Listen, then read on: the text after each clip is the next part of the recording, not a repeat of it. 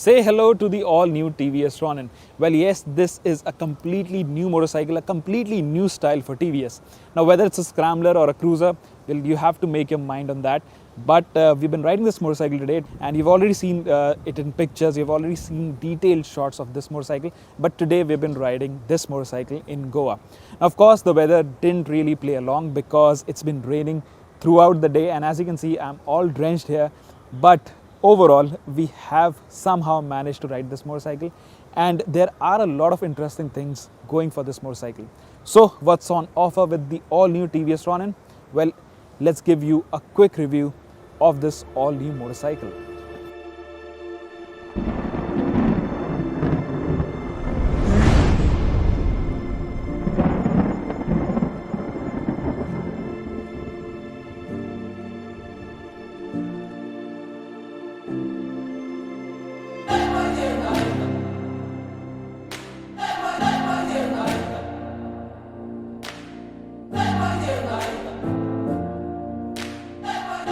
Like I said, this is an all new motorcycle. That means it has got an all new frame and an all new engine.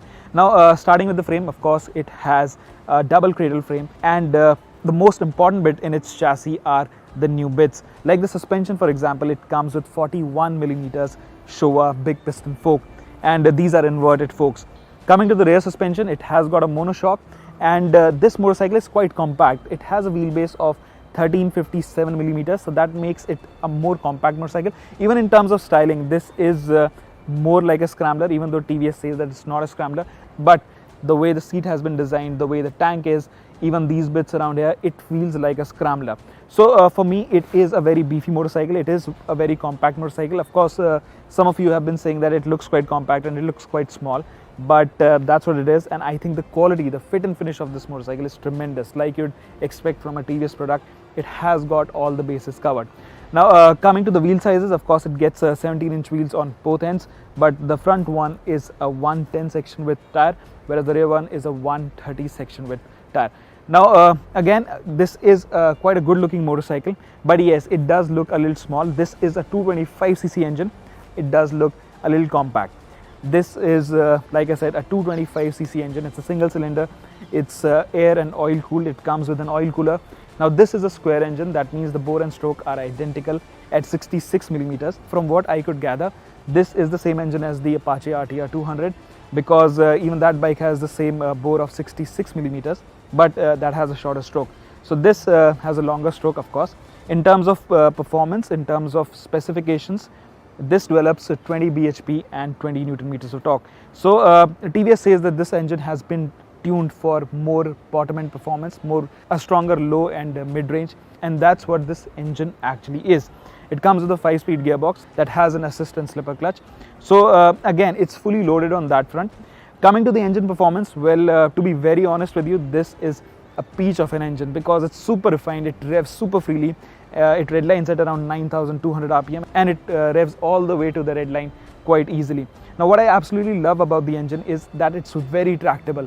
Even from 2000 RPM onwards, it has got a lot of grunt.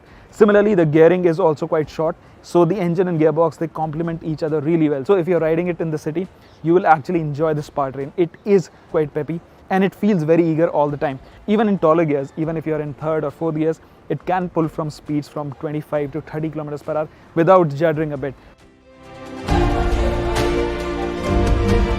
So this is, again, TVS says that it's meant for leisure riding, and that's how the engine has been tuned. And in that regard, I think they've done a tremendous job. It is sort of perfect in that respect. Today we've been riding on wet roads in Goa, and of course there was not a lot of traffic, but you could sense what the engine is capable of. I was trying to do really low speed runs, and on that front, I think this motorcycle impressed me a lot.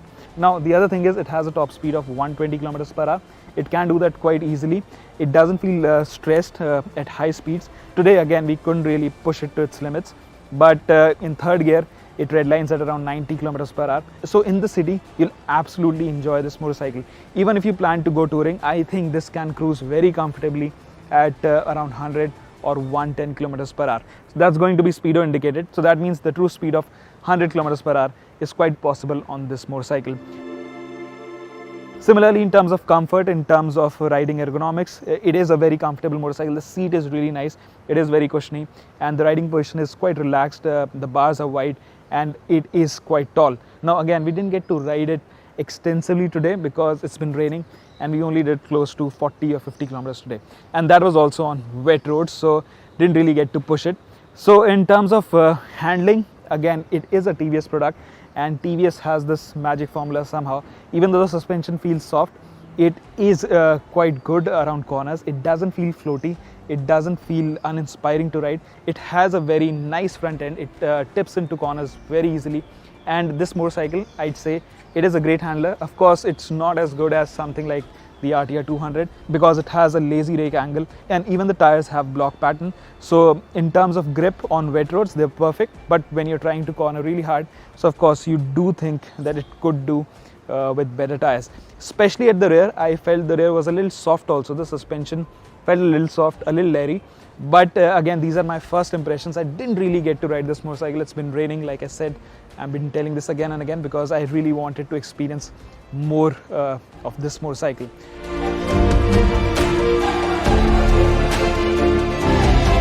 Other important thing is, of course, the brakes. The brakes also feel very nice and they have got strong bite. They do feel a little wooden initially, but overall the braking performance is really phenomenal. And this being the top end variant, it also comes with adjustable levers for both brake as well as clutch. Now there are some very interesting details on this motorcycle.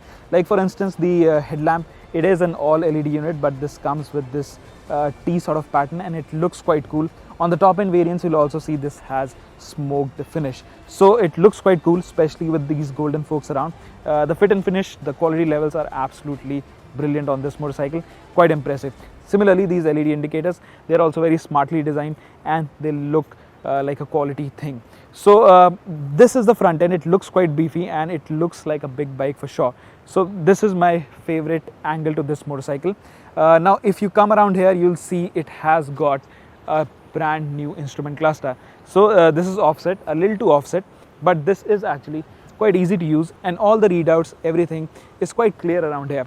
This is the top end variant, so it comes with TVS's Smart Connect technology, so you can connect your smartphone through an app, and you have a lot of features here like call notifications, SMS, and in fact turn by turn navigation. So this is only available with this top end variant. You won't get that in the lower variants. What you will get instead in the lower variants as well is modes. So this comes with urban as well as rain mode. So that's about it in terms of features and equipment. I think it is decently kitted out. The other thing is, of course, the tank. It is very Scrambler like. It is a big tank. It is of 14 liters of capacity. So if you want to go touring, this bike will have a decent range. The other thing is, it is a very light motorcycle. It only weighs 159 kilos.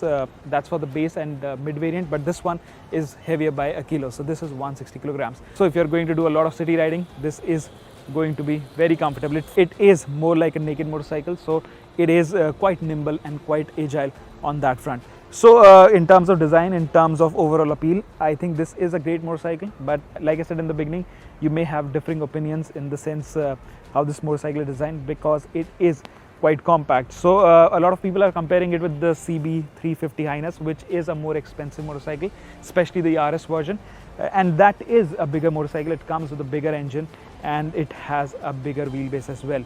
So right now it doesn't have a direct rival in the market, but where it sits right now, as in between 200 to 350cc, this has created actually an all new segment for itself. So it'll be interesting to see how the customers receive it in the market, and we'll see if there are a lot of takers of this kind of motorcycle in this segment.